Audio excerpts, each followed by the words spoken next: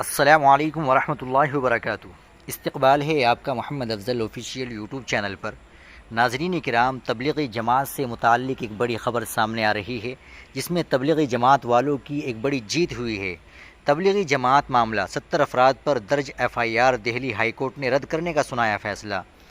Corona وبا کی پہلی لہر کے دوران تبلیغی جماعت سے منسلک کئی لوگوں پر اس لیے FIR درج کی گئی تھی کیونکہ انہوں نے بیرون ممالک کے لوگوں کو اپنے یہاں پناہ دی تھی۔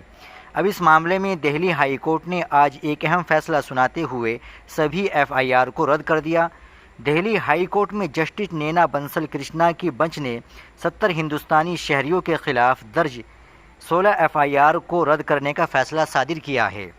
اپنا فیصلہ سناتے ہوئے ہائی کورٹ نے واضح لفظوں میں کہا کہ چارج شیٹ رد کی جاتی ہے کیونکہ موجودہ ثبوتوں اور حالات کو دیکھتے ہوئے مقدمے کو آگے بڑھانا منصفانہ نہیں ہوگا۔ اس معاملے میں الزام تھا کہ ان 70 ہندوستانیوں نے تقریباً 190 غیر ملکی شہریوں کو اپنے یہاں ٹھہرایا تھا۔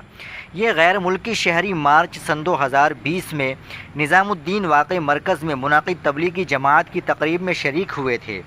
قابل ذکر ہے کہ دہلی پولیس کی طرف سے ملزمین پر تعزیرات ہند کی مختلف دفعات کے تحت معاملہ درج کیا گیا تھا۔ دہلی پولیس کا کہنا تھا کہ ان لوگوں نے لاک ڈاؤن کے دوران سرکاری احکامات کی خلاف ورزی کرتے ہوئے غیر ملکی شہریوں کو اپنے گھروں میں ٹھہرایا تھا۔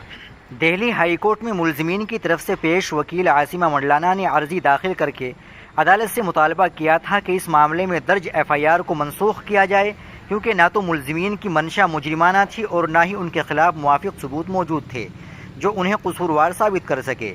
دہلی ہائی کورٹ نے ان دلیلوں کو قبول کرتے ہوئے سبھی 16 FIR رد کرنے کا حکم سنا دیا۔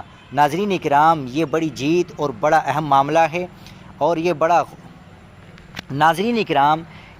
اہم معاملہ ہے اور بڑی خوشی کی خبر ہے۔ آپ حضرات اس خبر کے تعلق سے کیا کہیں گے کمنٹ باکس میں ضرور بتائیے گا۔ ویڈیو کو لائک اور شیئر ضرور کریں، چینل کو بھی سبسکرائب کر لیں۔ السلام علیکم ورحمۃ اللہ وبرکاتہ۔